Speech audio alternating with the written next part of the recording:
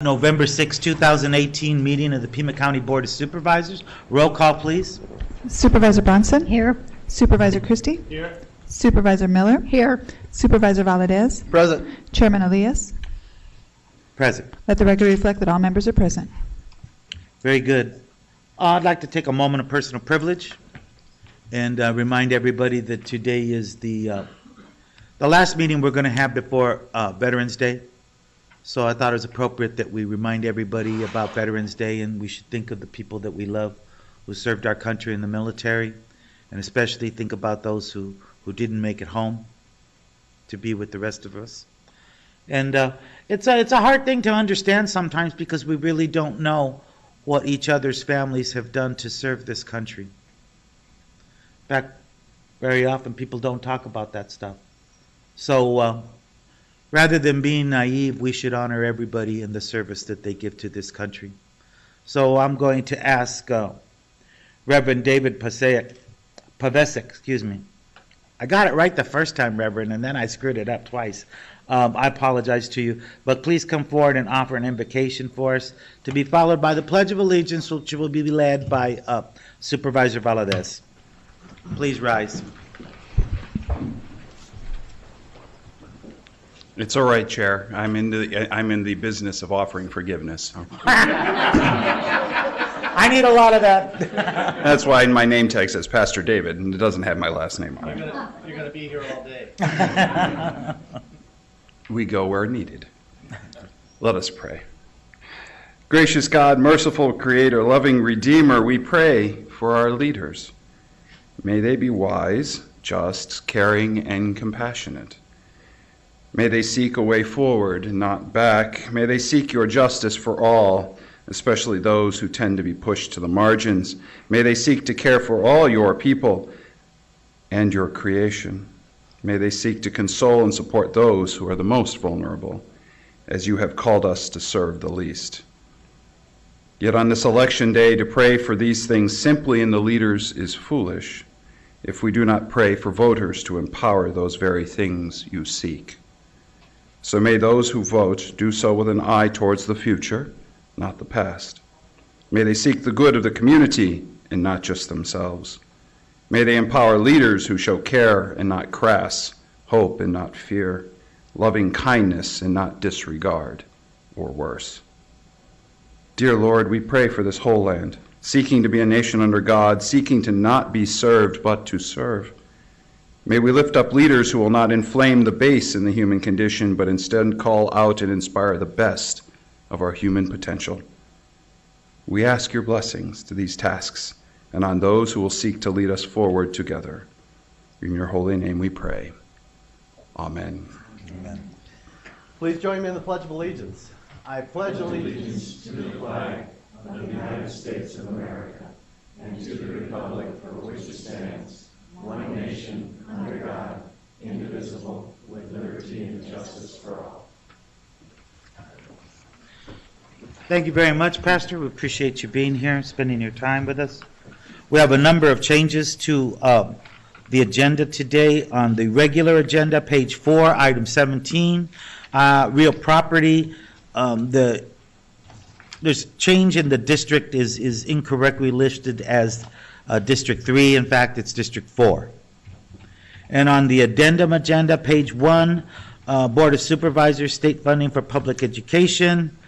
It should read Resolution 2018-76 of the Board of Supers, calling for increased state funding for public education from kindergarten through post-secondary levels. So that's the change, post-secondary levels. Hearing no objections, those will be the changes to today's agenda. And let's see, now we have pause for pause. And we have two great dogs here with us this morning. One is a hot sausage, the other is a mild sausage. We'll leave it to you to decide which is which, Kristen. Thank you. Good morning, Supervisor Elias, members of the board, Mr. Huckleberry. Good morning, everyone. My name is Kristen Auerbach. I'm the director at Pima Animal Care Center. I'm going to let Nikki tell you more about these guys, but Wanted to invite everyone to our grand opening celebration happening at PAC on December 2nd. It's going to be from 11 o'clock a.m. to 4 p.m. at PAC. It's going to include all kinds of fun activities, food trucks, behind-the-scenes tours, and a dedication ceremony. And it is so that you can see where your tax dollars went to support this new shelter that is a shining star of Pima County. So we want to welcome you December 2nd, 11 to 4. Please join us to celebrate the grand opening of the new PAC. And Nikki, tell us a little bit about our hot dogs. Okay, well, these hot dogs are very special ones because they're senior hot dogs. And it is Adopt a Senior Pet Month at PAC. And these guys are free, $0, just $19 each for licensing. They are from the same house, sisters. This is Brandy, and then we have Annabelle behind, the larger hot dog.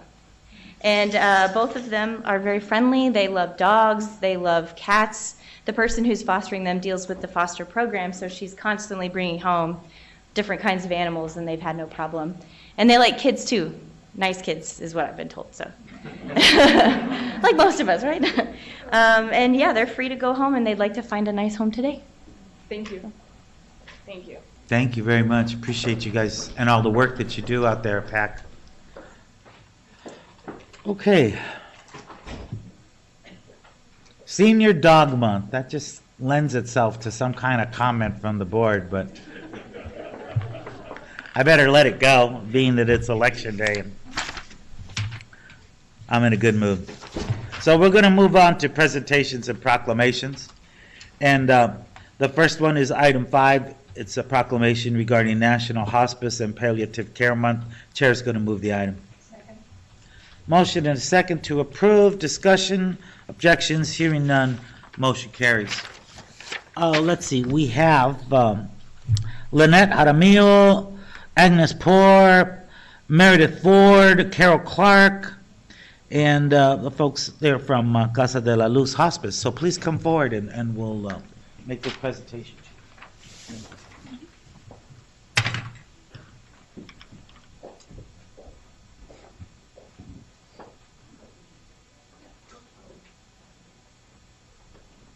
Oh yeah, come on around on this side, that way you get to face everything. Thank you for coming. Move on, John. Very good. All right.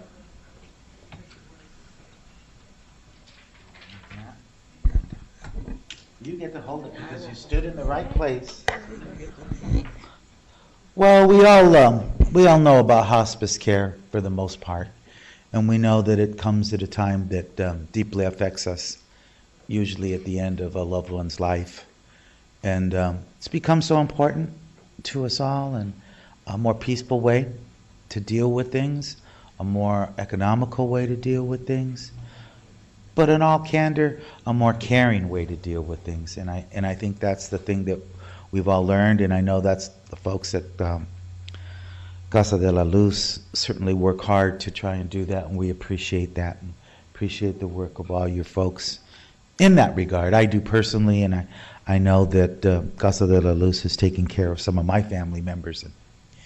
And so those are things you never, ever, ever forget. Those are things that are etched into your mind, and things that we live with every day, and things that we honor every day. So, I'm going to go ahead and read this proclamation.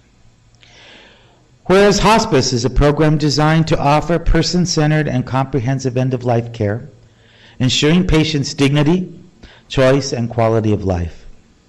Whereas the hospice model employs an interdisciplinary, team-oriented approach to treatment, including expert medical care, quality symptom control, and comprehensive pain management. And whereas beyond physical treatment, hospice attends to patients' emotional, spiritual, and family needs, and provides family services such as respite care. Whereas a growing body of peer-reviewed research indicates that timely access to hospice and palliative care can decrease hospitalizations and emergency room visits and improve the quality of life for patients and family caregivers. And whereas hospice and palliative care organizations are advocates and educators about advanced care planning to help individuals make decisions about the care that they want. And whereas every year thousands of people who have life-threatening illness and their families receive care from hospice programs at Pima County, including that of Casa de la Luz Hospice, which has served more than 20,000 over its 20 years of operations.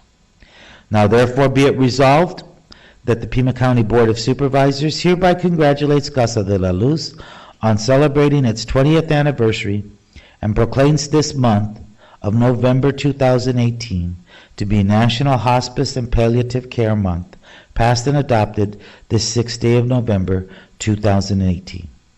Let's give these folks a nice warm round of applause for the work they do. And who gets to speak? You do? I get to Okay. speak. Thank you so Then, much. Please. Thank you, Chairman Elias, Vice Chair Valadez, members of the board, County Administrator Huckleberry, staff, and members of the community, for this recognition and long-standing positive relationship between Casa de la Luz Hospice and Pima County. What started as a leap of faith 20 years ago from two Southern Arizona natives, Lynette Jaramillo and Agnes Poor, has led to the leading hospice provider for Southern Arizona. Over the past 20 years, Casa de la Luz has provided superior care to over 20,000 individuals and their families.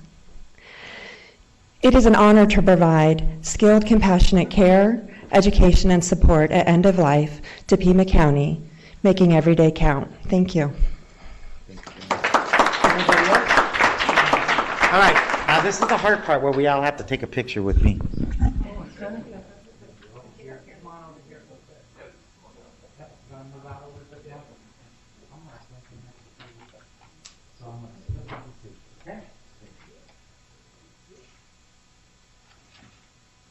Very good. You say it,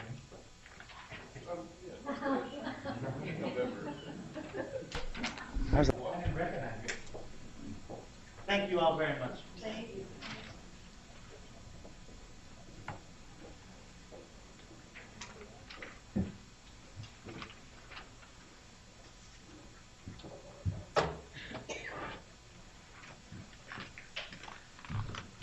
Okay, we're on to item 6. This is a presentation for Toys for Tots Collection Month. I'll move the item. Motion and a second. Discussion. Objections? Hearing none, motion carries. Supervisor Christie is going to read the proclamation, and Sergeant Civiliana Del Rio is here, and we certainly appreciate that. Thank you so much for coming today. This is a special, especially touching moment for me because it goes back to when I had my car dealership. We used our showroom on several occasions as a staging area and a drop-off point for Toys for Tots, and I and my employees and the community around my dealership saw firsthand what giving and wonderful and terrifically caring people ran Toys for Tots. So it is with special pleasure I read you this proclamation.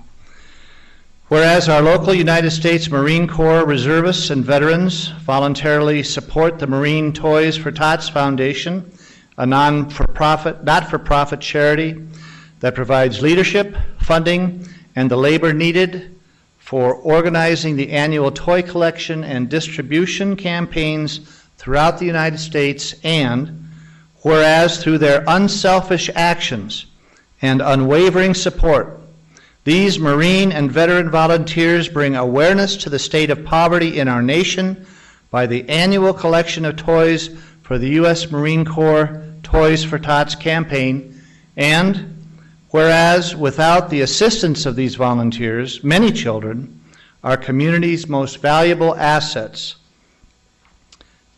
would not receive the gifts of toys during the holiday season.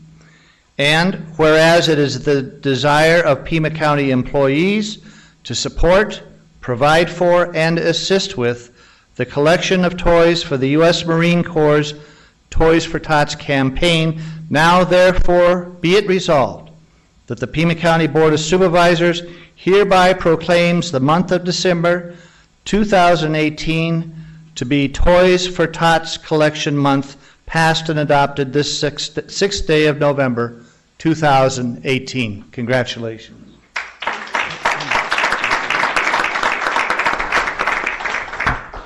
Good morning, Board of Supervisors, ladies and gentlemen. Thank you so much for your tremendous support. Last year, we were able to make Christmas possible to over 16,000 children. We raised over 31,000 toys, and we're hoping to reach more this year. Thank you.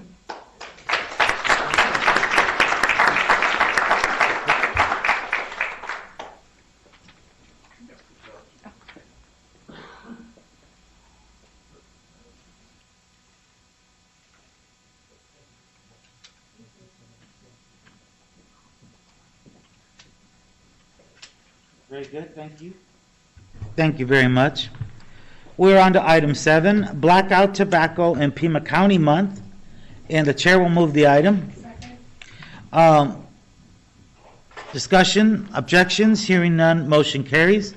Supervisor Bronson is going to make this presentation, and we have a big long list of people that are going to come here to accept it. Lee Ituli Clausen, Andrea Garcia, Melvin McGowan, Nick Janton from the Tucson Firefighters Association. The first folks I mentioned are from the Pima County Health Department, so thank you very much. Love you all and the work you do. Empire High School, Jeff Van Arsdale, and we have some students from Empire High School SWAT Coalition. Is that correct?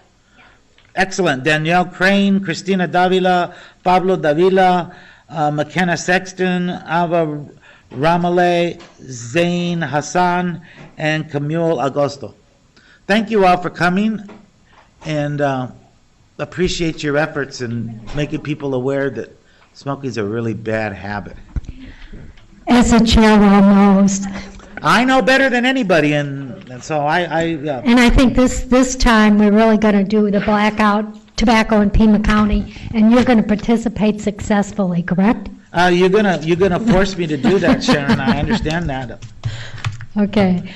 Whereas tobacco use and alternate forms of nicotine delivery, including e-cigarettes, create health risks and the potential for nicotine addiction, and whereas the tobacco industry spends $9.5 billion a year in the United States and an estimated $113.5 million in Arizona alone on advertising and product promotion, and whereas a divergence in health equity between tobacco nicotine users and non-users continues to exist despite declines in youth and adult use of these products. And whereas adolescents who experience numerous highly stressful events have a greater risk of starting to smoke as early as age 14, and whereas populations that are most impacted by tobacco epidemic are the targets of the tobacco industry's predatory marketing designed to escalate nicotine addiction, and whereas tobacco use is both a health and a social justice issue, and whereas the Pima County Tobacco and Chronic Disease Prevention Program is committed to reducing tobacco use prevalence among populations whose use of it leads to higher rates of disease, disability, and early death, and whereas Blackout Tobacco is a local initiative of the Pima County Health Department that encourages community members to participate by quitting tobacco for the day or by motivating a loved one to quit. Now, therefore, be it resolved that the Pima County Board of Supervisors hereby proclaims the month of November 2018 to be Blackout Tobacco in Pima County Month, passed and adopted the 6th day of November. And would one of you like to, and I'm going to challenge Richard to take the challenge. You don't have to quit today, because I know it's election day, but maybe tomorrow. Would one of you like to say something? Thank you for that break, Sharon. Okay. Yes, I'll take it. One of your kids, yeah. Yeah, one of you guys, come on. I just want to say thank you to everyone because we're all very passionate in helping other students like ourselves that are dealing with these tobacco addictions. We are very passionate about helping them stop and helping other members of our community stop as well. So thank you. And how did you get started in this? And what Oh. is SWAT? Tell us what. Well, SWAT stands for Student Wellness Advocacy Team. So we're a club within our school, and we get chosen by our health teacher, Mr. Van Arsdale, to join the club. And we just do community awareness and peer education and other projects like that. Well, congratulations. Thank you.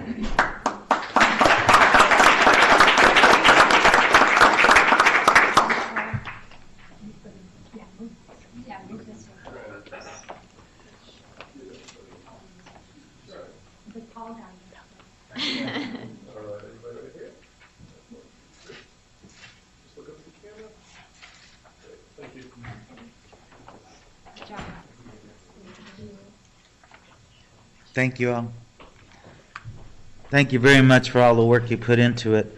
We're on to item 8 on the regular agenda. It's a presentation of a proclamation to Ken Goodman, Chairman of the Pima County Small Business Commission. And so, Chair will move the item. Second. Motion and a second. Discussion. I would just add that I know that the Board of Supervisors up here has all kind of had a role in small businesses throughout their lives. And so we especially care about them. My father was a small businessman for 48 years and ran a print shop that was relatively successful. And he was a friendly sort of person. And somehow he managed to compete with all the big giant chains that moved into the printing business. And I like to think about Copy Boy 40 years ago. I like to think about Alpha Graphics 35 years ago. I like to think about Kinko 20 years ago. I like to think about FedEx in recent times and recognize that my dad kicked all their butts. So I'm just happy about all of that. I'm just proud of it in a way because he was able to hang in there and be successful in his own way. I'm very proud of that. So any objections? Hearing none, motion carries. Supervisor Bronson is going to read this proclamation as well into record. So thank you, Mr. Goodman. I know you represent District 5. We appreciate all the work that you do on that for our district. And Patrick Kavanaugh is a well-known troublemaker. And I think the board has always been very supportive of our Small Business Commission, but particularly these two guys have been at it for a while. Absolutely. And you've just done some amazing things, and I like that you not only do the urban Pima County, but you look at rural Pima County as well, and unincorporated Pima County, and you've just been very successful in bringing to our attention the things that we can do to help small business in this community. So thank you for your service. Whereas Pima County celebrates our local small businesses and the contributions they make to our local economy and our community, and whereas the United States Small Business Administration counts 30.2 million small businesses in the country that are responsible for 65.9% of the net jobs created from 2000 to 2017. Let me read that again. Almost 66% of the net jobs created over the last 17 years have been small business jobs, whereas small business employs 47.5% of the private sector employees in the United States, and whereas Pima County supports small businesses that create jobs, boost our economy, pay taxes, preserve our community, and whereas consumers who are aware of a special day to shop and dine at small, independently owned businesses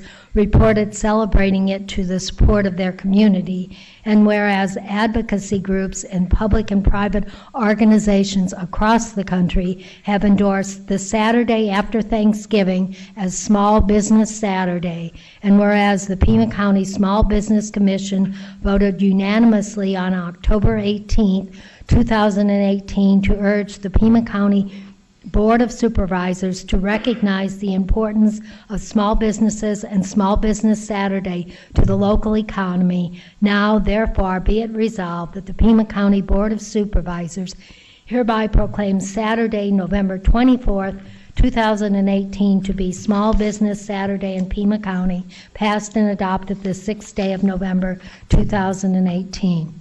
And Ken, would you like to say a few words? Sure. And tell us what businesses we should shop at on the 24th? Well, there's a lot of them, that's for sure.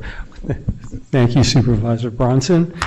Chairman Elias, members of the Board of Supervisors, Mr. Huckleberry. This proclamation represents Pima County support for Small Business Saturday. We are now, and actually have been, part of a national effort to encourage consumers to shop at local, independently owned businesses on the Saturday after Thanksgiving. With the presentation of this proclamation, Pima County will now be added to a list of small businesses that support Small Business Saturday 2018. Just a few quick facts. An estimated, actually more than 4 in 10, actually 43% of Americans dined or shopped on Small Business Saturday last year. 70% of U.S. consumers are aware of Small Business Saturday. And the most reported reason for consumers to shop on Small Business Saturday was to support their community. Over 64% report that. This proclamation today also shows the solidarity that the Board of Supervisors has with the Pima County small businesses throughout the county. So on behalf of the Pima County Small Business Commission and on behalf of all of the small businesses in Pima County, I am honored to receive this proclamation today. Thank you.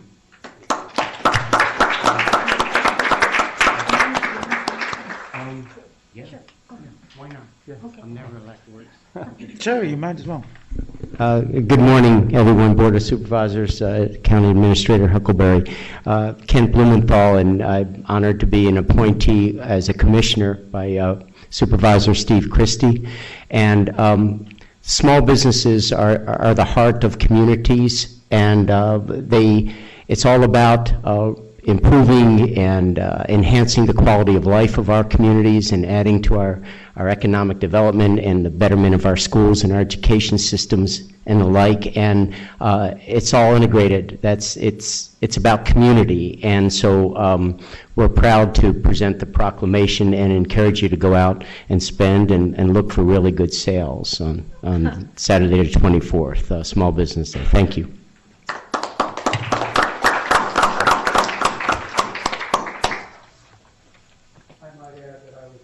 By Richard Elias. Thank you.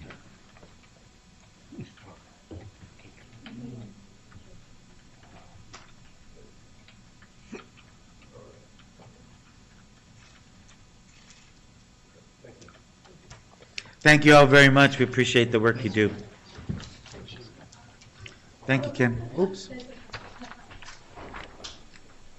All right, our last presentation is on the addendum on page 1, item 1, and it's a presentation of a proclamation to Senator Dave Bradley, Chief Development Officer at La Frontera, Arizona, proclaiming the day of Tuesday, November 6, 2018, to be La Frontera, Arizona's 50th anniversary day. What a great day for a celebration. That's a good idea. Chair will move the item. Second. Motion and a second. Discussion, objections. Hearing none, motion carries. Supervisor Valadez is going to read the proclamation into record. Thank you for being here, Senator. We appreciate your time today.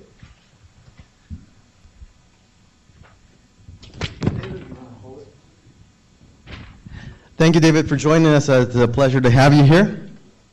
Let me read the proclamation first. Whereas on October 31st, 1963, in what would be one of the last bills he signed into law, President John F. Kennedy signed the Community Mental Health Act, which began the transformation of the delivery of mental health programs throughout the United States, and whereas inspired a new era of service delivery in mental health, and whereas in 1968, the Tucson Southern County's Community Mental Health Center, an agency resulting from the collaboration of 4 local service agencies, social service agencies was incorporated as a non-profit organization in order to carry out the intent of the law signed by President Kennedy. And whereas in 1971, Tucson Southern counties opened an outpatient center known as La Frontera, located at 1931 South 6th Avenue in South Tucson. And whereas in 1978, the Tucson Southern Counties Community Mental Health Center corporate name was changed to La Frontera Center Incorporated, and whereas La Frontera Center Incorporated developed programs throughout Pima County to meet the needs of its growing population, and whereas since that time La Frontera Center Incorporated has grown to over 15 affiliated corporations under the banner of La Frontera, Arizona, with its headquarters proudly remaining in Pima County, and whereas La Frontera, Arizona has expanded over the last 50 years to include a full continuum of behavioral health and substance abuse services for children, adults, and families. And whereas La Frontera, Arizona has expanded the scope of its services through strategic mergers and program development, also to include affordable housing programs for the elderly, chronically homeless, developmentally disabled, seriously mentally ill, and veterans, as well as foster and kinship care and supportive services for children and families, and crisis intervention services such as statewide suicide prevention lines and specialty programs for veterans. And whereas La Frontera, Arizona's current 1,200 plus staff provide these services throughout the state of Arizona to tens of thousands of individuals and their families each year. Now, therefore, be it resolved that the Pima County Board of Supervisors does hereby proclaim Tuesday, November 6th to be La Frontera, Arizona's 50th anniversary day, and calls upon all residents of Pima County to celebrate the wonderful contributions they have made throughout the years. Passed and adopted this 6th day of November, 2018. David, congratulations.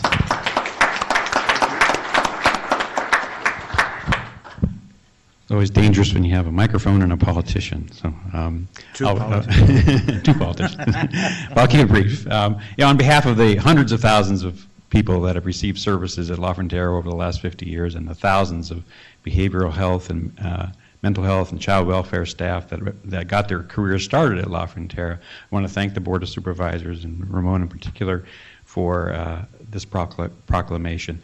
La Frontera is at the forefront of the four scourges of our society. It's poverty, violence, substance abuse, and mental illness. Our job is never, ever done. We never get to the mountaintop and go, finished. There's always more work to be done. And so I greatly appreciate your support and your recognition of La Frontera's first 50 years. Thank you very much. Thank you.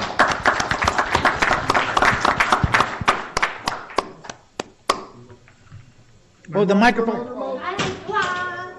Mic drop.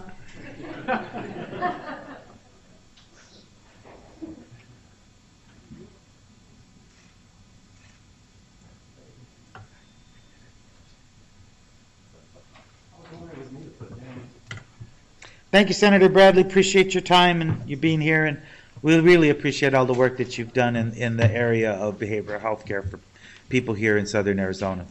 Real treasure. Okay, we're on to call to the audience, and I have a number of cards that have been submitted. Last time we talked about people's behavior at call to the audience, so just a gentle reminder to everybody: if you curse, you will be asked to leave. If you say something that the chair deems to be vulgar, you will be asked to leave. And if you shout out from the audience, you will be asked to leave as well. So please conform yourself to those rules, and we'll start with our first speaker, which seems appropriate today, given that she wants to speak about the state of education funding. Arlene Benavides from the Metropolitan Education Commission is here. Arlene, please come forward. Give us your name for the record, and you have 3 minutes. And that's all I can say, other than appreciate you spending your time with us. Thank you. Thank you. My name is Arlene Benavides. I'm the Executive Director of the Metropolitan Education Commission, and I have come before you a couple of times, but today I want to be personal. So I'm going to refer to you as Sharon, Allie, Ramon, Steve, Richard, Julie, Chuck, and Andrew. And the reason that I'm going to get personal is because our education is personal. And you have before you, for vote is state funding for public education. And we need to come together. We need to unite. We have to have a message that is centered on our students.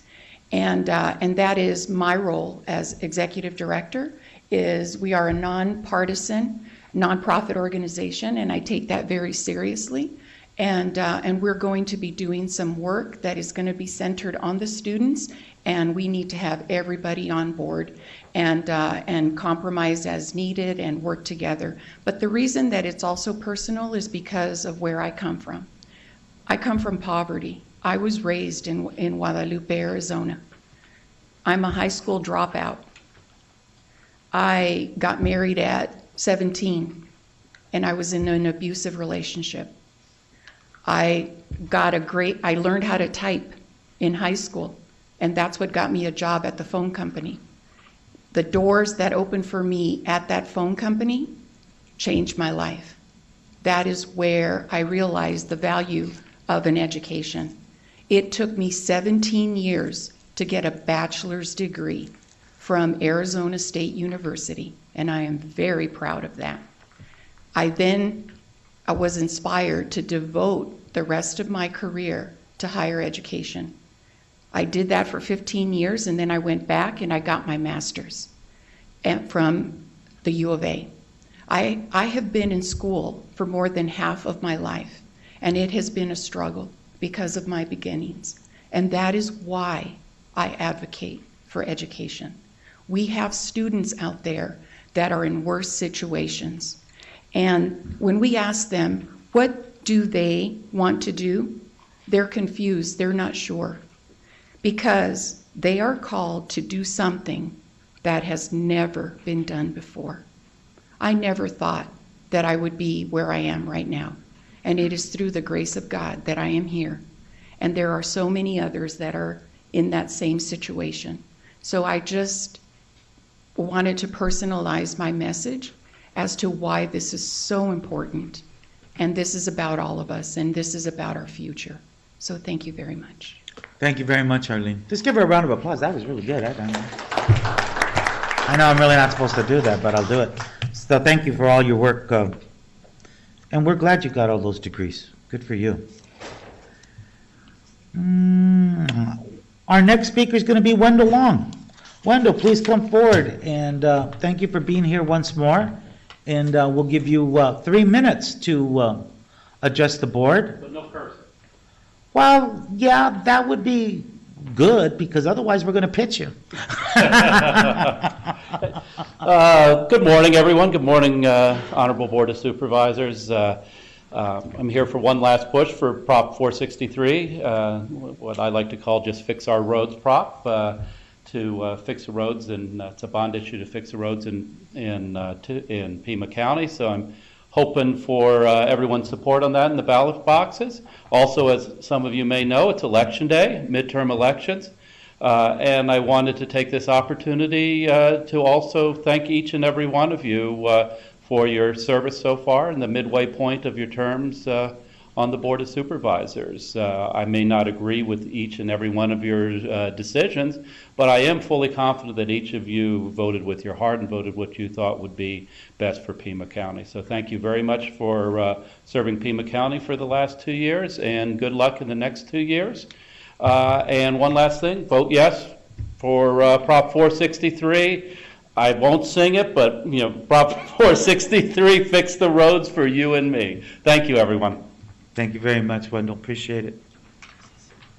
Our next speaker is Keith Van Heineken. Mr. Van Heineken, thank you for being here. Thank you for spending your time with us once more. And you have 3 minutes, sir.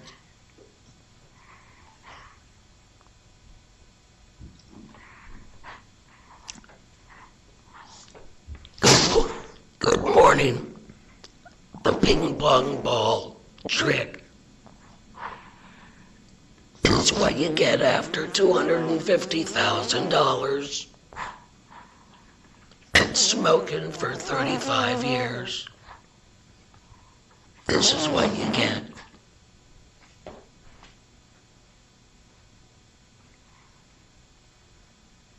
So, I agree with the blackout. Stop smoking. Thank you, sir. Not to mention, kills your teeth. On 463, I voted no because of the board, makeup, and Chuck Huckleberry.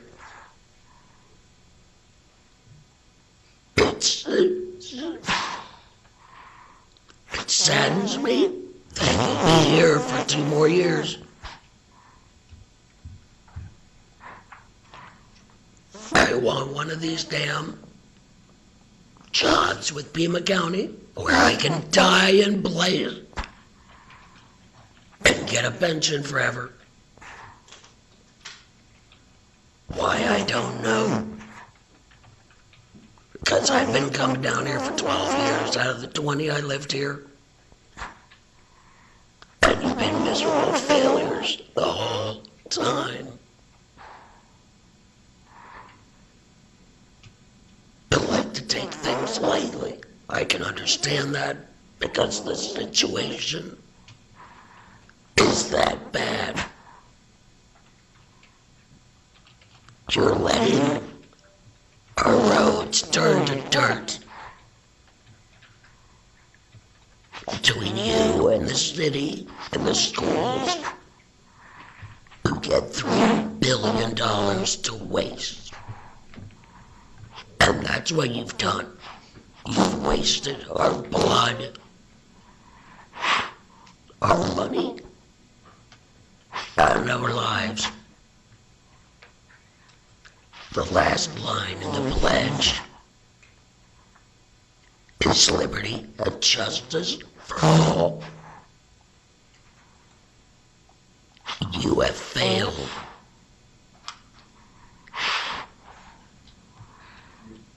It's that simple. But don't worry there, Ramon. My voice get better.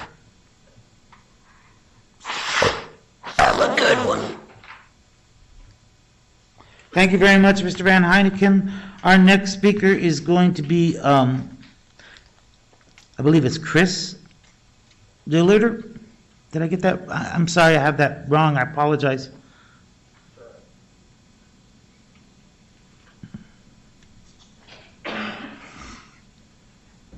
My name is Chris Dreyer. Oh, I'm sorry. That's apologize. perfectly Thank you okay. for being here. You wouldn't be the first one to mispronounce it. That's okay. You have 3 minutes, sir. All right. I'm here to discuss the recent purchase of Golden Pin Lanes. I reflect the view of countless people that I know and their families. I want to comment on the general idea that there are many consequences to this action that have not been discussed or addressed. I know there are big plans for the future of this facility for certain services, but I'd like to know if there's been any real thought into given to the price that the taxpayers are going to pay for these services. I've always believed that it's your job to provide the residents of Pima County the most cost-effective and efficient way to obtain these essential services. It boggles the mind of any clear-thinking person that would make a business decision how you could destroy an ongoing, profitable, tax-paying entity so as to use that facility to provide taxpayer-funded services when, in fact, facilities are already available or certainly cheaper to obtain to provide those same services. It appears to be a double expense for the county. I seriously question the purchasing of an existing business above the appraised value. It requires extensive renovation and or demolition. How that is a good way to accomplish your goals, I do not understand. However, that is not the worst of it. The negative ripple effect of closing the bowling center is actually worse than the negative financial impact of the original purchase. First of all, dozens of employees will lose their jobs immediately when the center closes, if it closes. Businesses that provide goods and services to the center will lose a valuable customer. Thousands of people will lose their frequent recreation and social activity. In addition, many businesses and organizations use Golden Pin Lanes for charitable events. It is a central, accessible location. These events obviously will cease to happen, curtailing contributions to many worthwhile causes and organizations. This will most likely have the unintended consequence of putting more of a burden on you folks, on the county, to provide more social services. Bowling tournaments that attract bowlers and their families from all over the state and country, for that matter, will cease to happen. This will have a negative impact on local restaurants and hotels. There are many other businesses in the area that are too numerous to mention that will be negatively affected. All this going along while we proclaim Small Business Month. It is well known that the area around Golden Pin Lanes has a reputation of not being the greatest part of Tucson. Closing the bowling center will not improve this area, it will contribute to its demise. It cannot be overstated that Tucson will in general be a lesser place if Golden Pin Lane ceases to exist in some form. I implore you to use the same determination and imagination that you used to make this purchase possible to find a way to keep Golden Pins operating as a bowling center. Thank you. Thank you, sir.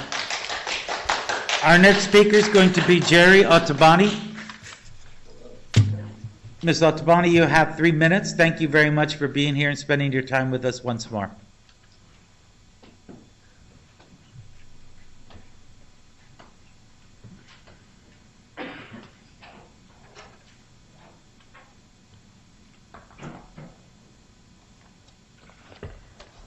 Good morning, Supervisor Elias and Board of Supervisors. My name is Jerry Ottoboni, and I live in Oro Valley, and I have a scientist friend who wrote a little ditty. Global warming is occurring, but not due to one's SUV. Iceland was white when the Vikings discovered it. Now it's green. Greenland was green. Now it is white, not green. Those changes were not due to ignorance driving SUVs. 2,000 years ago, Chicago was covered with ice 1.5 miles thick. Interesting, climate is always changing, that's what it does. Now, so you have that gentleman, who is pushing for road bond 463. Aren't you aware that it's like buying groceries on a credit card with a high interest rate? Seniors on fixed incomes, they're being hurt. For 20 years or more, you had, the ones that were on the board, you had money for roads. And if you didn't fix them quickly, they don't deteriorate. If you do fix them quickly, they don't deteriorate. But instead, you were there for something, just wasting money on pet projects, forgetting so much how important roads were at that time in the future. I am sure, like always, Mr. Huckleberry will find missing money other than bonds and property tax, rather than giving money to his pet projects, which apparently is not road repair. He wasted all that money. Thank you. Our next speaker is going to be Hanson Forthersby. Mr. Forthersby, please come forward and give us your name for the record. We appreciate you being here once more.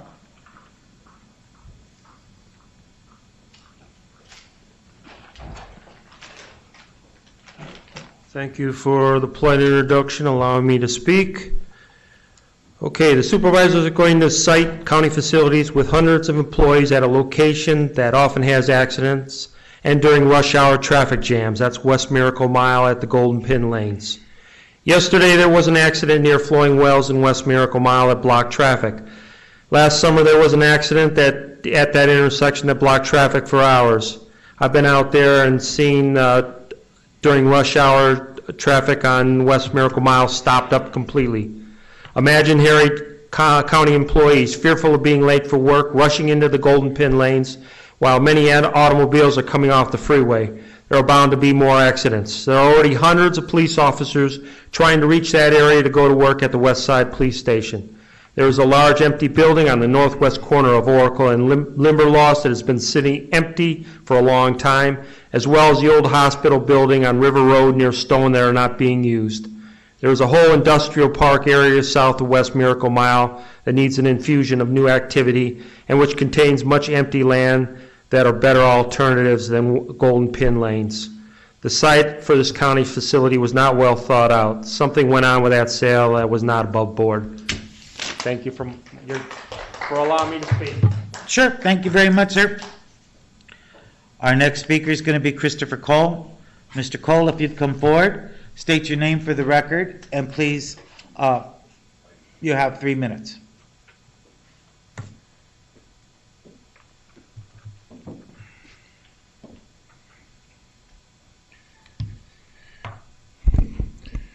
Good morning, everybody. My name is Christopher Cole, and I am not going to be speaking as the chair of the Pima County Libertarian Party, except incidentally.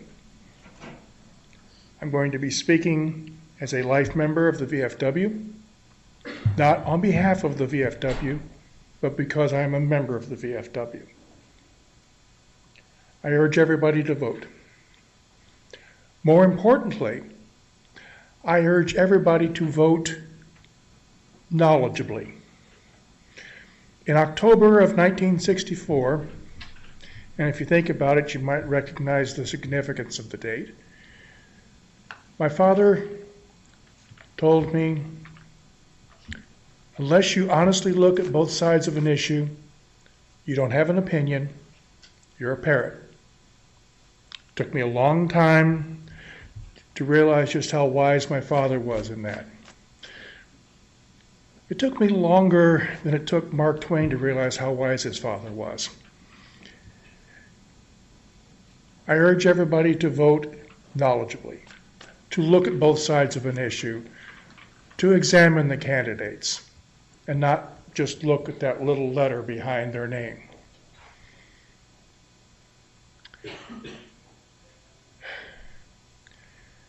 Mr. Elias, thank you for mentioning Veterans Day.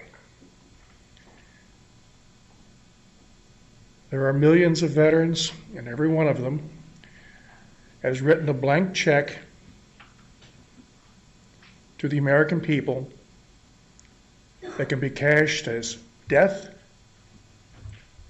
a lifetime of pain and suffering, a lifetime of mental illness, or perhaps even a lifetime where no problems are recognized. Monday the 12th is the Veterans Day Parade. I urge everybody to come out and salute those veterans, because those veterans have done a great deal, I almost said a hell of a lot, a great deal for this county and this country. I'm not going to talk about the abuse I got when I came back from Southeast Asia. The people that abused me will never apologize. So please, respect veterans. Now I've got to go take a nap because I'm helping watch the counting of the ballots tonight. Good luck, sir. Thank you very much for being here. Our next speaker is going to be Sandra Wong. Ms. Wong, if you'd come forward, please, and give us your name for the record, and you have 3 minutes to speak. Good morning. I'm Sandra Wong, and I just wanted to invite all of the members of the board and anyone in the public to come to Golden Pin Lanes on Friday, Saturday, or Sunday, Thursday, Friday, Saturday, November 15, 16, or 17. That's when Golden Pin Lanes will be hosting the Special Olympics event. It's a large regional event for Special Olympics. There are close to 1,000 people, I believe, that will be there. It's from 9 a.m. to 2 p.m. every day. And I just want to let you know that bowling to the Special Olympics is considered to be among the most popular sport. It is particularly beneficial to people with intellectual disabilities, irrespective of their age or sports abilities, since it ensures physical exercise and at the same time participation in social integration. I think that's a very important function that Golden Pin Lanes does provide. And I would like to know how you would explain to these people that are there that this will be their last year at that center. They've been there for at least 5 years, and it's very familiar to them. They know it well, they like it. It's the best facility to host that event. As an alternative, perhaps we could actually just extend the current lease agreement with Golden Pin Lanes, let it stay open and operating to support this group, and let's take a look a little bit further into the proposal I gave to you guys last meeting, October 16th, I believe it was, where I proposed building a new building. Let's take a look at that. I think it's a real good chance to make it a win-win for everybody. The small business group, the La Frontera people that would use it, a lot of people would benefit. Please consider that. I've asked multiple times for a conversation with some of you individually. I'd still like to have that. If any of you could make a call back, I'd greatly appreciate it. I want to talk about this some more. Thank you. Thank you very much, Ms. Wong.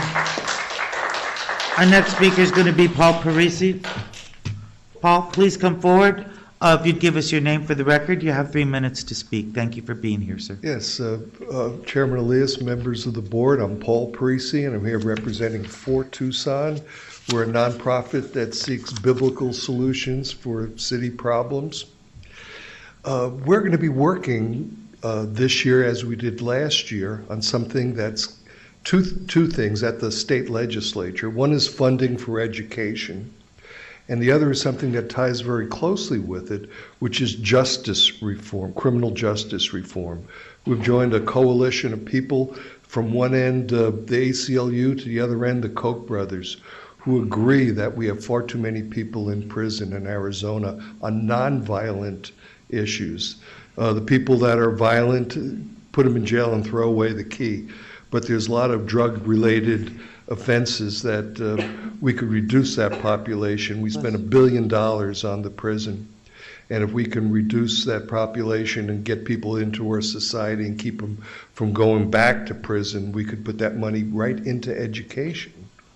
So I'd like input from all of you this year as we lobby for that. Also, I have something that I'm going to be giving the clerk, and this is an invitation from me to each and every one of you to come to our reception and blessing for elected officials and first responders. That's going to be held January 4th, in just 2 months. And this is a chance for us to pray for you and to honor you, but also gives you a chance to honor the first responders who serve and protect us every day, and many of them who work for you directly. The Pima County Sheriff Honor Guard is going to be posting the colors. So it's going to be a really good event, and it's no charge for you. All it needs is for you to RSVP to me and then come. What we're doing, we're selling tables to businesses so that they can give free seats for first responders. No first responder is going to pay. And Chairman Leas, thank you for mentioning Veterans Day.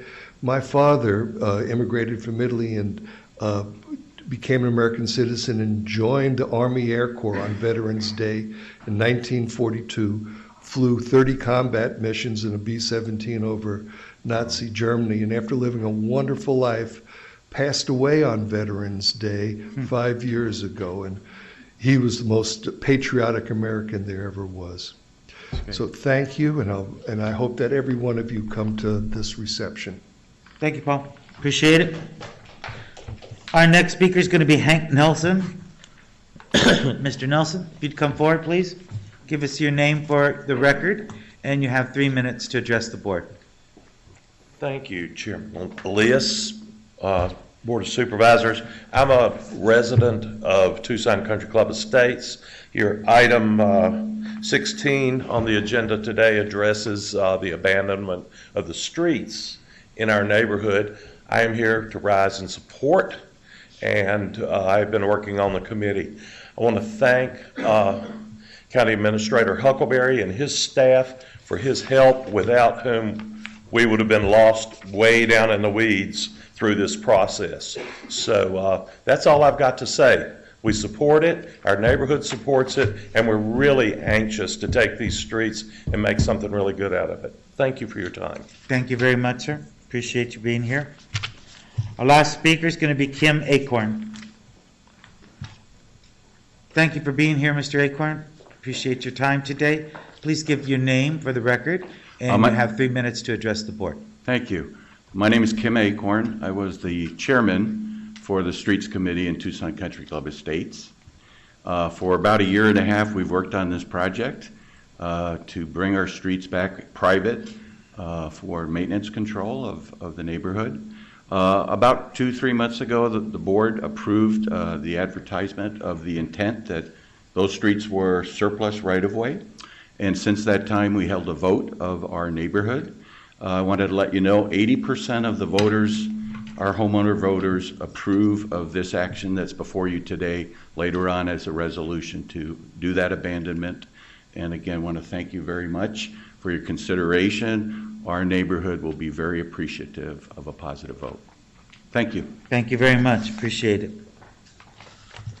Okay, that concludes call to the audience. We have 3 items on executive session. So I'd motion and a second to convene an executive session. Discussion, objections, hearing none, motion carries. We'll be back in a few minutes. Thank you very much, folks.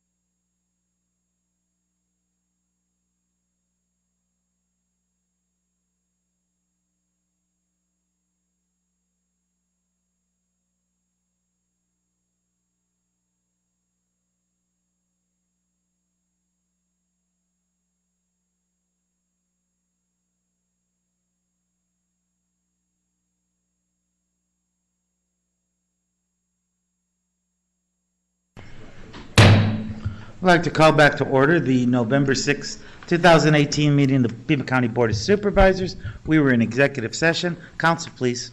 Thank you, Mr. Chairman. Executive session item 10 on the agenda involves a proposed settlement in Pima County versus Isa Halleck et al. Pima County Superior Court case number C-2017-5953. This is an eminent domain case to acquire road right-of-way to improve La Cholla Boulevard. Under the terms of the proposed settlement, Pima County would pay total just compensation of $248,469. Defendants would waive their right to statutory interest, and each side would bear its own costs and attorney's fees. County Attorney's Office and County Administrator recommend approval of the proposed settlement. Move the County Attorney and County Administrator's recommendation. Motion and a second. Discussion? Objections? Hearing none. Motion carries. We're on to item 11. Council, please. Mr. Chairman, members of the board, executive session item 11 on the agenda involves potential legal action addressing the timeframe and process for filing a petition for redemption of waiver under ARS Section 42-11153B. County Attorney's Office seeks direction on whether to pursue litigation on behalf of the board as discussed in executive session. Mr. Chairman, Supervisor Christie. I move to pursue litigation as discussed in executive session. Second. Motion and a second to approve, to move forward with litigation regarding item 11. Discussion? Objections? Hearing none, motion carries. We're at Board of Supervisors sitting as other boards. Flood Control District Board, item 12, Riparian Habitat Mitigation Plan. Mr. Chairman, I'll move the item. Second. Motion and a second. Discussion? Objections? Hearing none, motion carries. We're at item 13, a contract. Move the item. Second. Motion and a second. Discussion? Objections? Hearing none, motion carries. We're now on to sitting as a Board of Supervisors. Item 14, the consent calendar. Mr. Chairman, Supervisor Miller. I'd like to divide the question and vote and discuss items 7, 9, and 14 separately, please. Mr. Chairman, 7, 9, and 14. And 14. Mr. Chairman, I'll move the remainder of consent. Second. We have a motion and a second to approve the remainder of consent, minus items 7, 9, and 14. Discussion, objections, hearing none, motion carries. Mr. Chairman, I'll move item 7. Motion and a second to approve item 7. Mr. Chairman. Discussion, objections. No, Mr. Oh, no, we got to go let Ms. Miller have her discussion. I'm sorry, I apologize. Thank you. My fault. That's okay. You're forgiven. One mistake a year. I was on a roll. The question I have on this one is for the procurement office. When I pull up the documentation that you recommended for award on February 27, 2015, you had awarded this contract initially for $300,000. And there were a multitude of companies that bid. The first question is, why was this done under a master agreement if you were only awarding to one individual on this?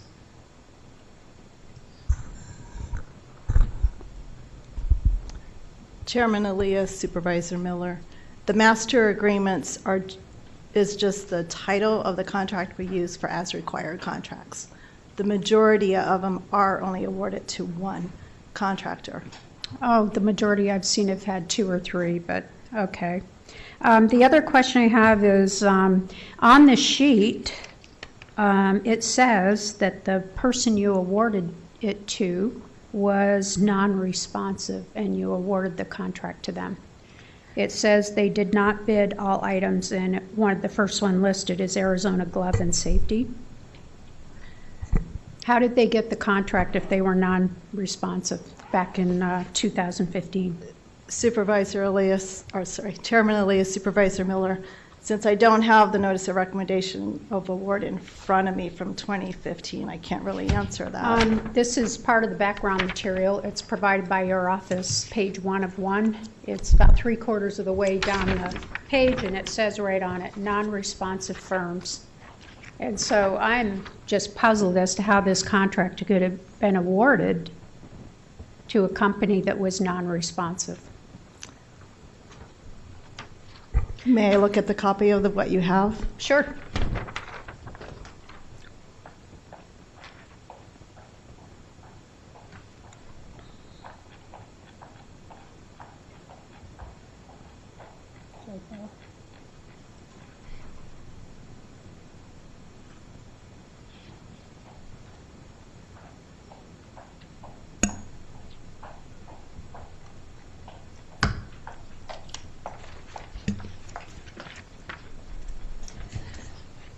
Chairman Elias, Supervisor Miller.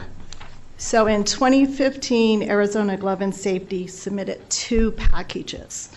So the notice of recommendation for award delineates that.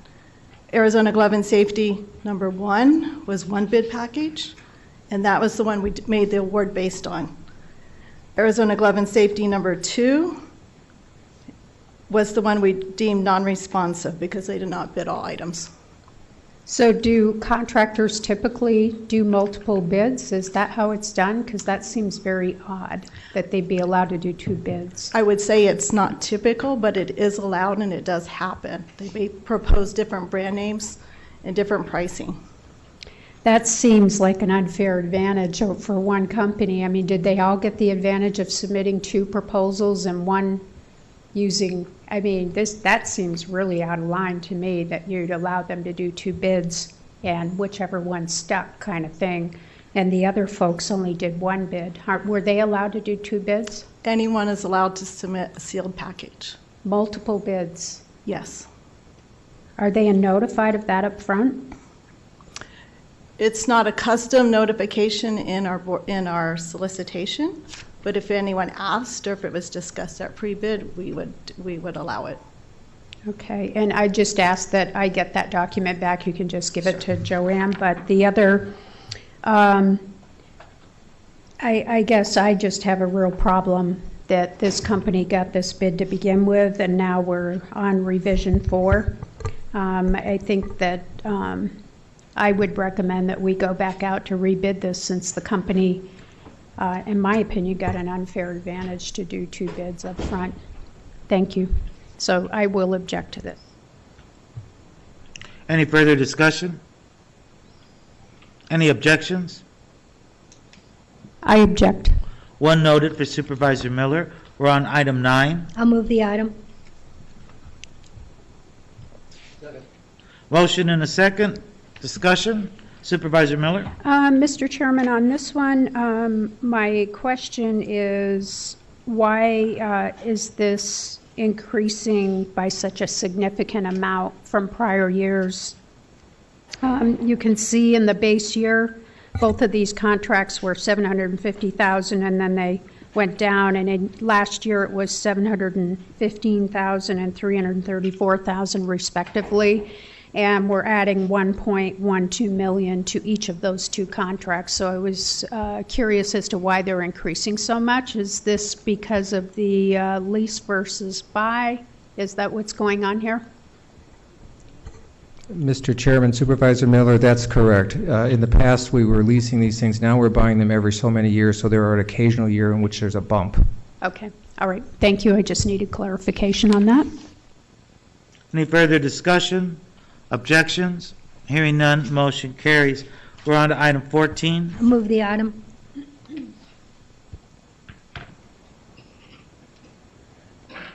Second. I'll have a motion and a second. Discussion, Supervisor Miller. Mr. Chairman, this is back in June 6, 2018, the board approved the sale of this property at auction with a minimum bid of $58,600, which was 90% of the appraised value of $64,000. And then on August 2nd, the appraisal was adjusted to match an offer that was given for $45,000. And that was received, and they are reducing this offer by $2,900 to relocate the electrical meter. It's 4.4 acres. It has a garage and a well on the property. The question is, first of all, why didn't this come back to the board for approval of lowering this? Don't we have to still do the 90% of fair market value of this property? Neil? Neil? Supervisor Elias and Supervisor Miller, the property is being sold for 90% of appraised value. This was the original appraisal was done in January of 2017, so it's been close to 2 years since the original appraisal was done. We hadn't had any success selling this property or having any interest in this property. It's a very difficult property to sell because there's no residence on the property. It was permitted originally. It was built as a carport, and it was converted to a garage, but it cannot be used for residential use. And we actually had to obtain a zoning variance on this. So it's just been a very, very difficult property to have any interest in selling. And so what we did was we went back to the appraiser and asked him to update his appraisal. And he did update the appraisal, and based on that was dated as of August 2nd, 2018. He reappraised it at $47,200, and so we are selling it at 90% of that appraised value. Okay, and why are we paying to remove the electrical meter? Why are we reducing the price to remove that electrical meter? Why aren't we just selling the property as is? I think that... Or to relocate the electrical meter, I'm sorry. My recollection is that we agreed to reduce the price because it needs to have the electrical meter relocated. Yeah, but why is Pima County why are the taxpayers bearing that cost for a purchaser? Well, it affects the value of the property, so I didn't think it would make any difference. Either we would do the work and then lower the price, or we would do the work, or we would just sell it and lower the price because the purchaser would have to then go do the work. What was the appraised value on August 2nd? The appraised value on August 2nd was $47,200. Okay, so the appraised value, I can't imagine relocating an electrical meter would reduce the appraised value on this. That doesn't make a lot of sense to me. I mean, we went through an appraisal with golden pins that had a whole lot of other things, and they didn't consider that, but now we're considering it. It just seems interesting to me that we do consider it sometimes and we don't consider it others. These appraisals seem all over the map, and the rationale seems all over the map, depending on whether we're the buyer or the seller.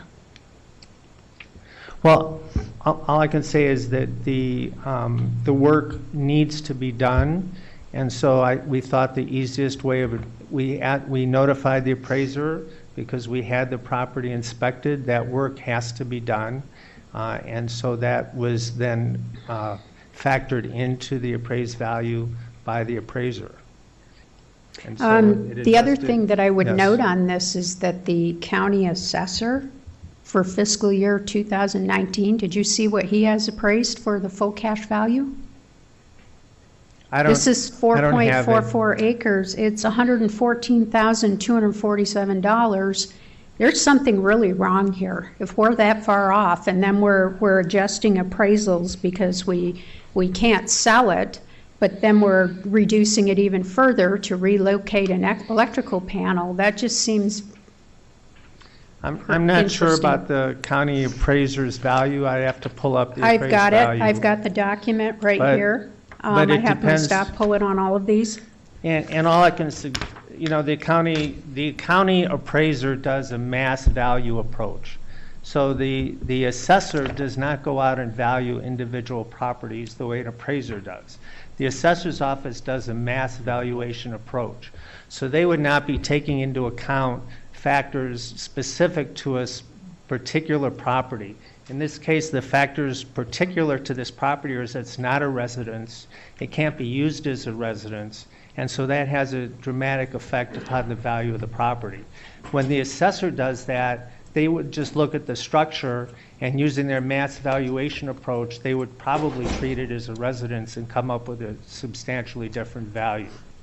But Well, I'd have to talk to the assessor's office. But I can tell you, they definitely do not appraise property individually. They do use a mass valuation approach. Well, that's getting really scary for people that are paying taxes in this town. If they're getting hit with something like this and you're selling the property for 42,000 something, and he's got them appraised at 114, I think that's a huge issue, and I don't know what we're going to do about that, but that's really unfair to the buyer. Mr. Huckleberry, he has a response I'd like to give Okay. you too. Yes, Mr. Chairman and members of the board, I think you need to remember this property is forfeited to Pima County. Yeah. And that it basically, the bidder was, this was a public auction, so this was the highest bidder of those available. The property's under about a foot of water. It's in the floodplain. Very often the assessor doesn't account for properties that are in what they call the AO zone, which is the 1 foot flooding, but it's real. That's why it's prohibited from residential use. If you look at the conditions, TRICO requires the meter to be relocated in order to get electrical, we'll say, power to the facility. You know, if the board doesn't want to pay to relocate the electric meter, you can simply say no and tell the buyer, and the buyer can, if he wants to, walk away. And then we can go back out to bid again or go back out to auction. But this seems to be the best result for the particular property due to all of its constraints, which are very significant. There's residential property all around there. I live in floodplain property. People live in floodplain property all over Pima County. The assessor sure doesn't devalue my property to lower my property taxes. And so I just think this disparity, and I think we should be at 90% of fair market value. Reducing this further, I don't think is appropriate. So I am going to object. Thank you. Okay, any further discussion? If not, any objections? I object. One noted for Supervisor Miller. We're on to attractions and tourism's item 15 on the regular agenda. I'll move the item. Fair Horse Racing Meet 2019. I'll move the item. Second. A motion and a second. Discussion. Objections. Hearing none. Motion carries. We're on to item 16, real property abandonment by sale, including resolution 2018-72. Mr. Chairman? Supervisor Christie. Are there any, this is not a hearing, so I would like to move that we accept the resolution number 2018-72, Country Club Estates number 2, Country Club Estates number 3, Sunset North, known as the subdivisions and a portion of Camino Principal as Pima County Road Abandonment, number A-0016. Second. A motion and a second to approve item 16, including resolution 2018-72. Discussion. Objections. Hearing none. Motion carries. Item 17, abandonment by vacation, including resolution 2018-73. I'll move the item. Motion. What? Second? I'll second. Discussion.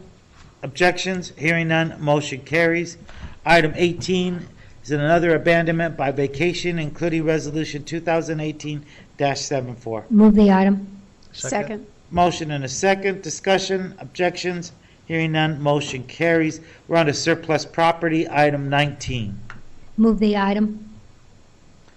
Second. We have a motion and a second to approve item 19. Mr. Chairman. Supervisor Miller, please. Here's another property that we have the appraised value at $94,000, yet we're reducing the price to the individual buying it by $25,000 to demo the house on the property. Why are taxpayers again being asked to do the demo for this buyer? This is property that was bequeathed, I believe, to Pima County, and it's a beautiful area out there on the Painted Hills Trail. And why we are getting rid of part of it but retaining the rest for natural open space is one question I have. And then the other question is, the first question I asked, why again do we reduce the appraised value by $25,000 to accommodate a buyer, and it's appraised at $94,000, not $69,000. And we are supposed to get 90%, right, of fair market value for these properties, according to the statute, 11256. Oh, yes, Mr. Huckleberry? Yes, and we can let Neil add the specifics. I think this is basically just permission to sell, and so we're establishing a minimum value, and that minimum value is based on the appraisal, and the property in question hasn't been lived in since 2010, and I think the conclusion of everyone is that the value of the property is based on its location minus the house, and therefore we simply subtracted the estimated demolition value. It's more likely that in a public auction it will basically bring much more. I think we should do a public auction on this, and I thought this was already being sold to an individual named Glinsky, according to the background material. Is that done yet? Mr. Chairman, it is a public auction, so. Yeah. Neil, go ahead. Right. The public This is just a request for consent to sell. We haven't held an auction yet. We expect a number of bidders. We've had a number of people interested in this property. The appraisal came in at $69,000. The appraiser took a look at the condition of the residence and felt that the property should be valued based on its land value, that was the highest and best use, was selling it based on the land value. And so to arrive at the land value, it required the appraiser. The appraiser chose to subtract the demolition cost in order to arrive at strictly the land value. We would certainly hope to get the highest, price available. We do have a number of parties interested in selling the property, so we hope that we'll get more than the appraised value for this property. Okay, so the public auction is going to be held sometime before the end of the year, or? Probably not. We have to notice and publish pursuant to statute, and then we're also going to provide people with the opportunity to look at the improvements to the property. We've had some people who've indicated an interest actually in rehabbing the house, this existing structure. So it's going to depend upon the particular buyers as to how they value the property, whether they want to rehab the existing structure or demo it and base it on the land value. Okay. I just find it interesting that the appraisal just assumes that we're going to reduce it by that $25,000 to demo the house when we haven't even put it out for public auction yet. But since it hasn't happened, I'll go ahead and support this, but I'll be real curious how this ends up at auction. Thank you. Thank you. Further discussion? Objections? Hearing none, motion carries. We're on to transportation. Mr. Chairman? Go ahead. Supervisor Christie? With your permission and the board's permission, could we include transportation items number 20, 21, 22 together in one vote? It's fine with me. If you want to make a motion to that effect. I so move. Second. Motion to approve items 20, 21, and 22. Discussion? Objections? Hearing none, motion carries. We're on to hearings. These are franchises, licenses, and permits. Items 23, 24, and 25. Mr. Chairman, these are hearings. Is there anyone in the audience that wishes to address us in opposition to these items? If not, I move that we close public hearings and approve items 23, 24, and 25. Second. Okay, we have a motion and a second. I have one speaker who signed up to speak. No, that's item 26. I'm sorry.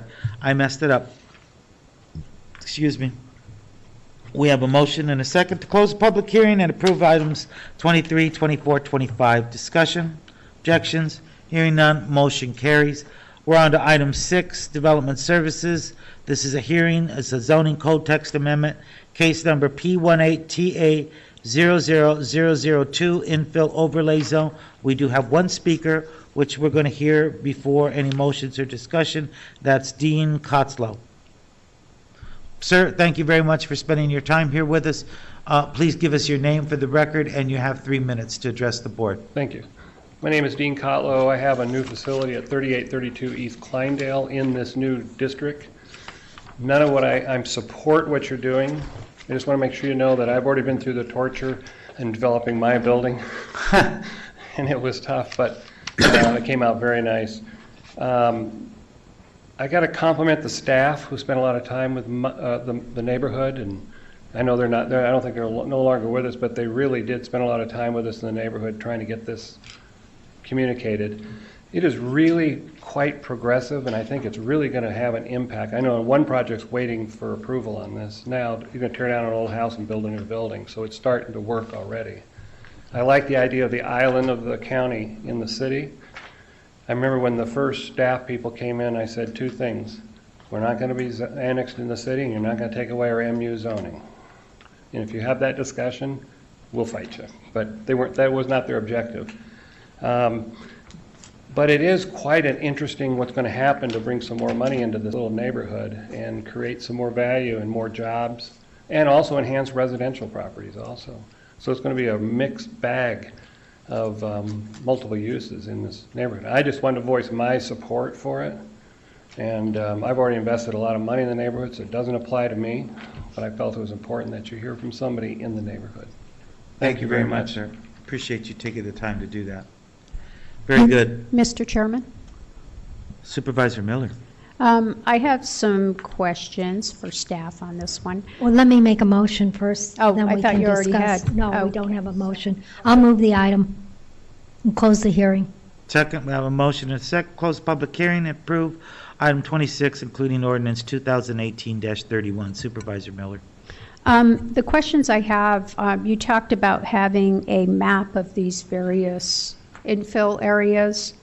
Have we got that map of the areas? The concern I have is that residents in various areas where this infill overlay zone may apply, that they're not being noticed.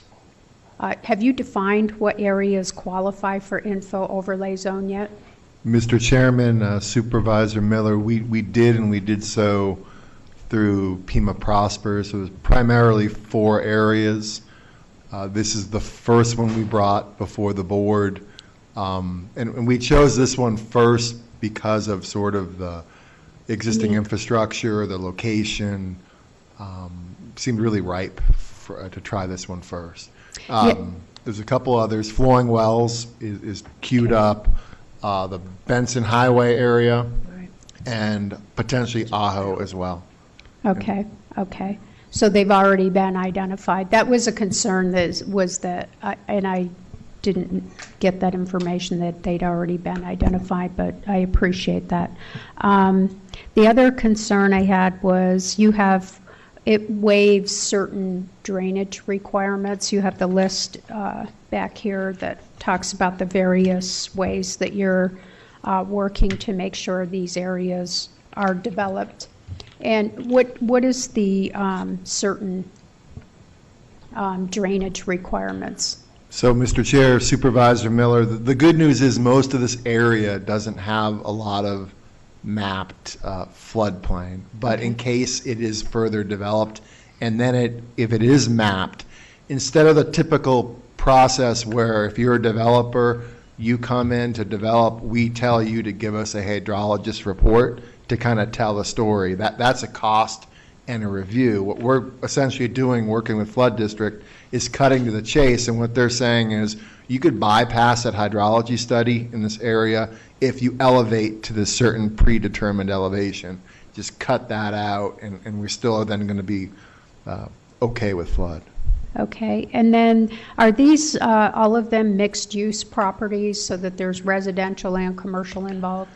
The current zoning is MU, and it does currently have and would continue to allow a mixture of uses. That is correct. Okay, got it. Okay, thank you very much.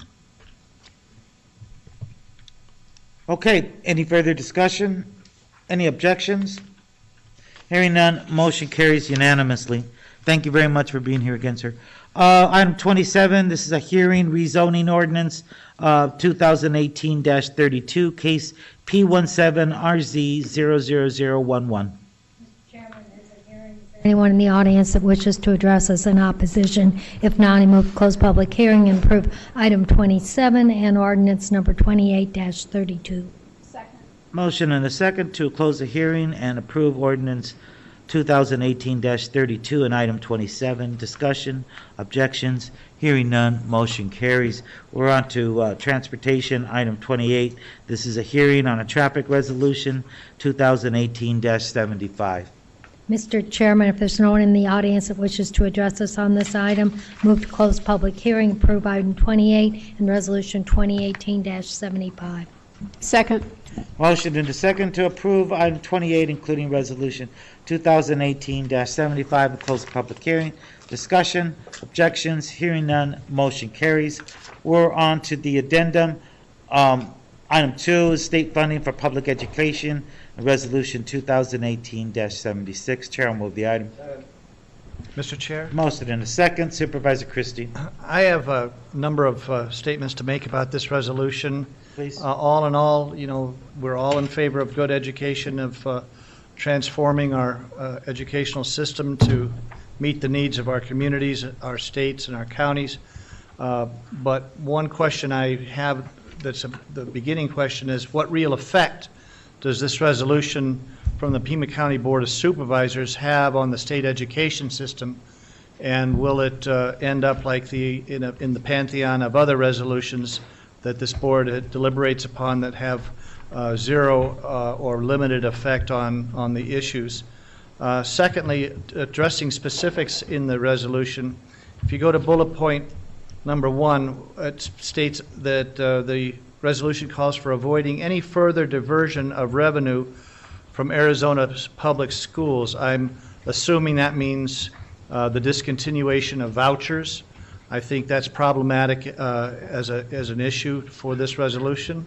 In bullet point number 4, it states returning overall funding support for kindergarten through high school at the least levels that existed prior to 2008. It seems to me that if we're going to be doing any kind of apples to apples as far as funding is concerned, we have to look at what the student population that existed prior to 2008 was versus what the student population that exists today. If it certainly is not going to be the same, then the same amount of funding should not apply. In bullet point number 9, let me jump to number 9. The one I think that stands out here is passing legislation to provide for greater accountability and oversight for charter schools. There's nothing wrong with oversight and accountability for charter schools, yet the glaring issue that is left out completely is that there is no accountability and oversight mentioned for public schools. If we're going to look at our educational system, charter schools cannot be isolated as a or the problem when there are glaring problems of oversight and accountability in our public schools, and this resolution does not address that. And finally, Mr. Chairman, number 10, restoring funding for Pima and Maricopa Community College systems to at least the levels that existed before the funding was eliminated. I have to point out that in our own community of Pima Community College, through the leadership of Chancellor Lee Lambert, he has done remarkable changes and adjustments to reduce funding that I think is going to be extremely beneficial to the Pima Community College system. They had to tighten their belts, they let go of their football team, and they had to take some other unpleasant tasks, but as far as dealing with less funding, they are focusing on the real needs of this community, which is jobs and job training. And I think Chancellor Lambert has done a remarkable job of transforming the mission of the Pima Community Colleges to address that lack of funding in a very positive way. Another example in my own district that everyone holds up as a terrific example is the Vail School District under the leadership of Superintendent Calvin Baker. They are rated in the top tier of public educational systems in the state, if not the number one in the state. and they have had to deal with cutbacks of funding too, yet they have maintained excellent standards and results. They being the Pima Community College and the Vale School District, have learned to be creative and innovative with less money, something that we all should take a note of. And sometimes, Mr. Chairman, adversity sparks new solutions, and we're seeing that in real time with Pima Community College and the Vale School District, and therefore I will be voting no on this resolution today. Well, I can understand your objections to that, Supervisor Christie, and they don't surprise me, frankly. They don't impress me either, though, I must say. You know, you've abdicated your role in advocating for items that are important to people here in Pima County, and you've done that repeatedly on this board. The Metropolitan Education Commission, which has a broad range of people on it, have brought this item to my office and asked them to put it on that board. If you want to disregard them and their sage advice, I think that's fine. I certainly understand your attitude there. And as far as, you know, schools doing okay with less money, that's just not true. And that's sad to say. And frankly, there's been an uprising here in Arizona that says, yeah, it's fine to make sure we tighten our belts, and it's fine that we have accountability for our public schools, which we do, and we don't have much of for charter schools. But understood, you think less money's okay? I don't. I don't think it's impressive to be 49th out of 50. I think it's rather sad. I think it's an embarrassment. And we could talk about the community colleges till we're blue in the face, but let's be honest, there's less offerings there at the community college for our students to be able to educate themselves. You seem quite content to ignore that and talk about jobs. I'd like to talk about education and making our population smarter and our youth smarter. That's, I think, the role of higher education. I think that's the role of schools. You talk about no accountability for charter schools. Well, there isn't. And it's sad. And there should be. Charter schools produce excellent students as well, though. And so I'm an advocate for education. I'm unashamed of that. And I got to tell you, we got to quit draining off funds for public education, because our schools are suffering tremendously, and our teachers suffer tremendously, and our students suffer tremendously. And I'm not willing to sit around and just be content and not even advocate for trying to improve that. You seem to be quite content with that. Not me. Not today. And I hope the voters are paying attention to all of this too. But I would say this. You mentioned getting rid of football rather cavalierly.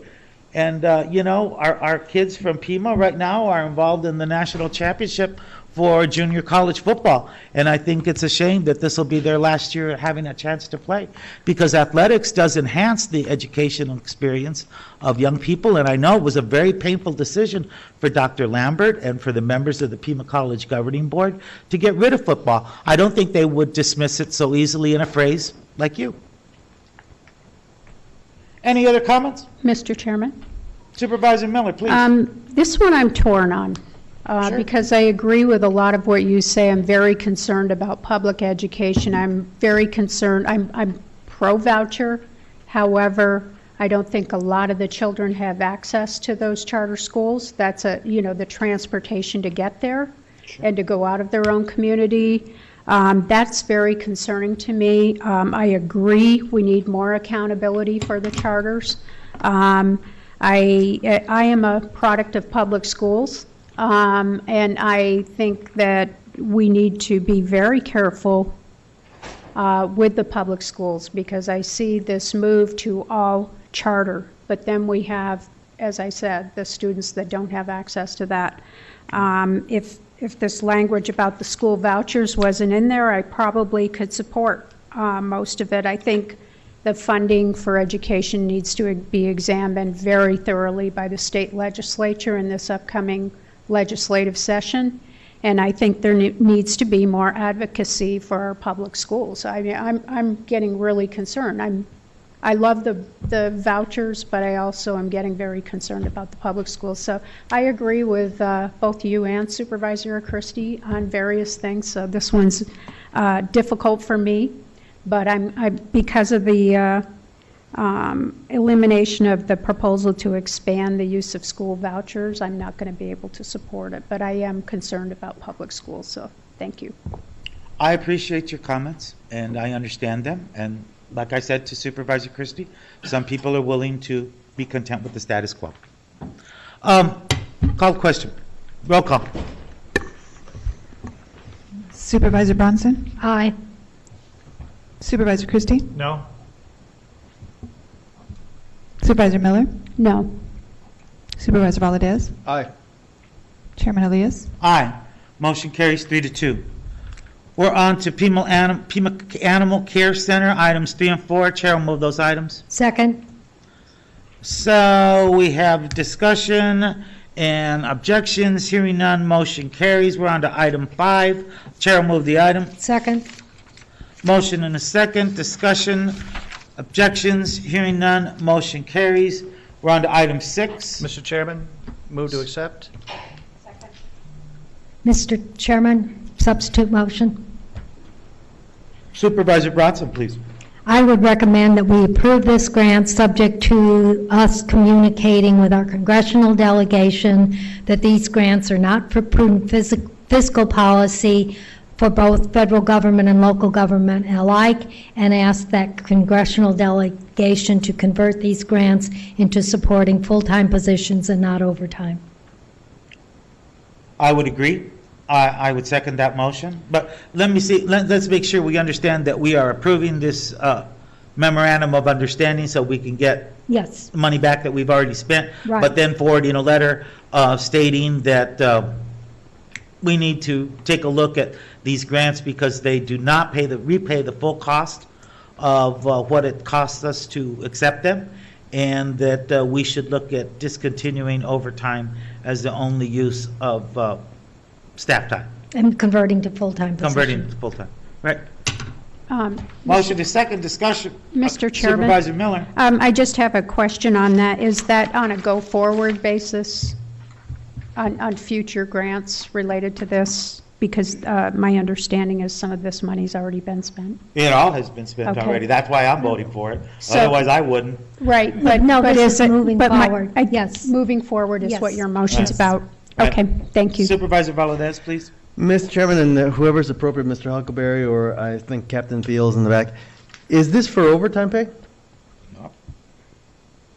100%. Mr. Chairman and Board, yes, it's for overtime pay related to working multi-jurisdictional operations with the Border Patrol and other agencies to dismantle and disrupt criminal activities related to narcotics trafficking.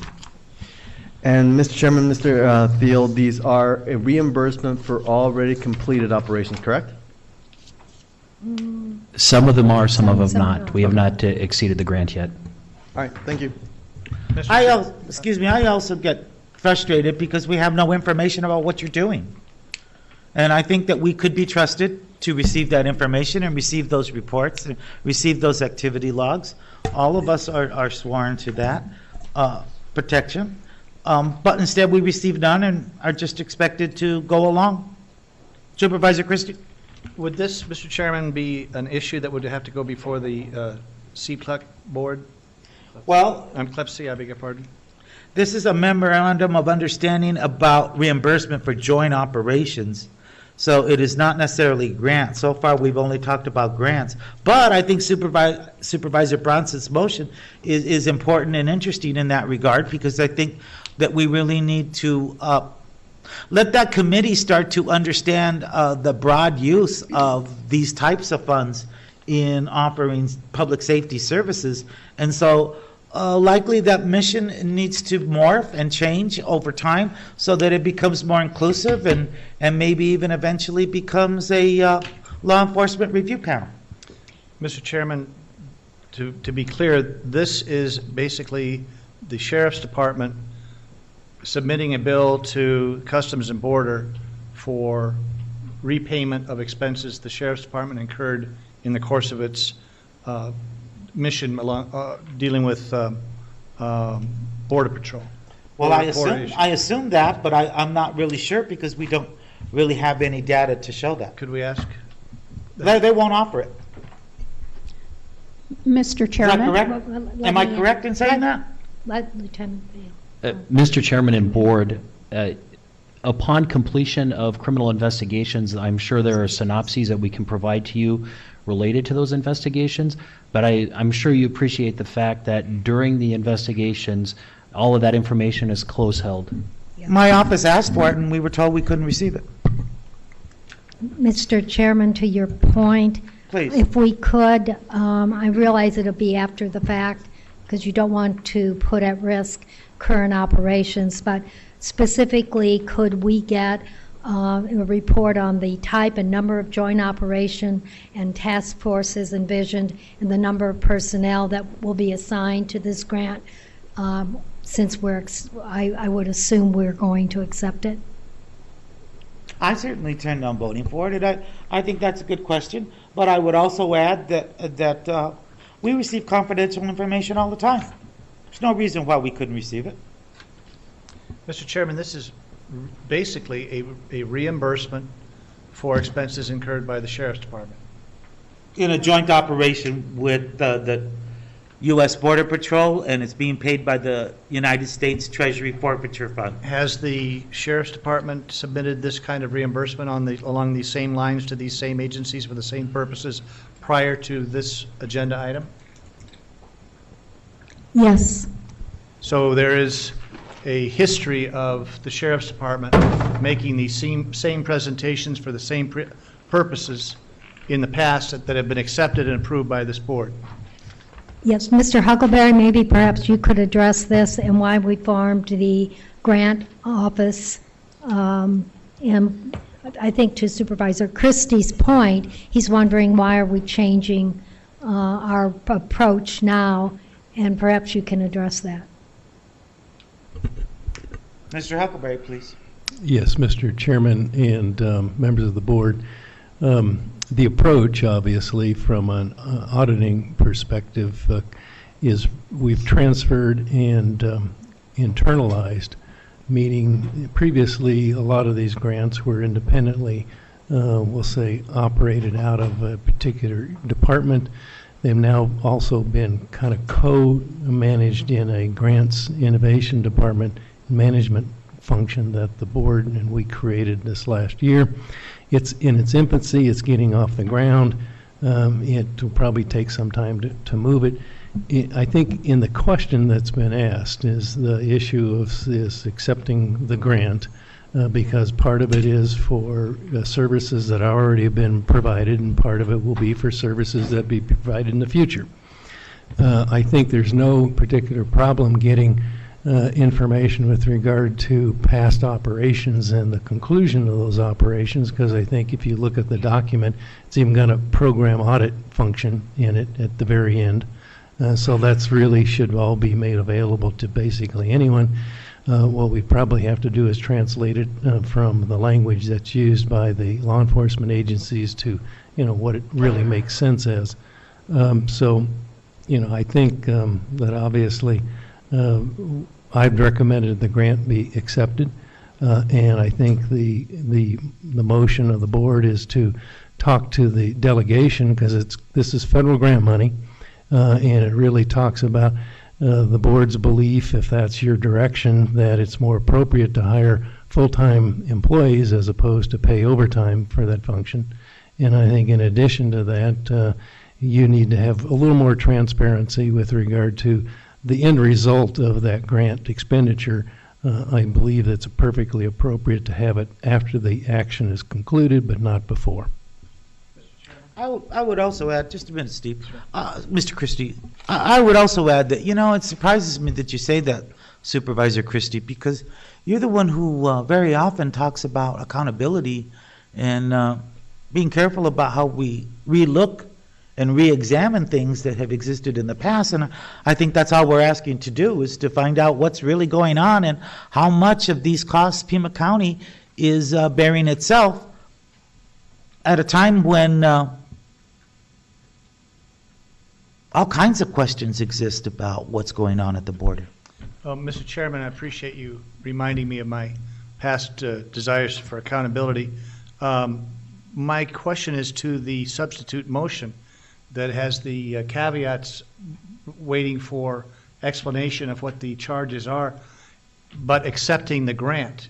So my question in a potential scenario is, what if we accept the grant, wait for the explanation of what the grant reimbursements are all about, and then for some reason this board determines after accepting the grant that the explanations are not justified in the sense of actually accepting the grant to begin with.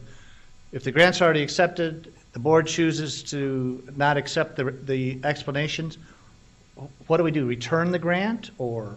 We won't do that. I have no interest in doing that. So what is the interest of the motion? Mr. Chairman, since I made the motion. Would you like to repeat the motion so that we could help Supervisor Christie? Well, yeah, I know. The motion is to assure accountability, essentially. It's to accept the grant, get information after the fact that speaks to the effectiveness of the program itself, and then number 3, to make sure it's fiscally responsible, and that's the motion, that's the part of the motion where we seek our congressional delegation to convert these positions to full-time positions and seek full reimbursement for all costs incurred.